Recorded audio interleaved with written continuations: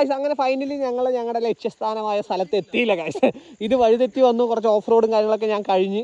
സംഭവം ഒരു ചെറിയൊരു ഓഫ് റോഡ് കണ്ടപ്പോൾ കയറി വന്നതാണ്. ഇന്ന് വണ്ടികൾ വേണ്ട, മൊത്തം 4 സ്പ്ലെൻഡറും ഒരു ഹിമാലയമാണ്. ഇന്ന് മച്ചാന്മാർ കുറച്ച് പേര് കമ്മിയാണ്.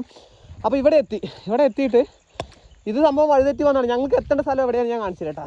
ഇതിൻ്റെ മേലെ കയറട്ടെ, എന്നാലും കറക്റ്റ് കാണാൻ പറ്റുമോ? അയ്യോ,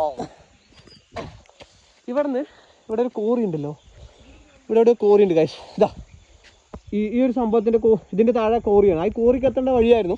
ഞങ്ങൾ ചെറിയ ഓഫ് റോഡ് ഉണ്ട് കൊണ്ട് കയറി വന്നപ്പോൾ ഇങ്ങനെ ഒരു വൈബ് സ്പോട്ടിലെത്തി.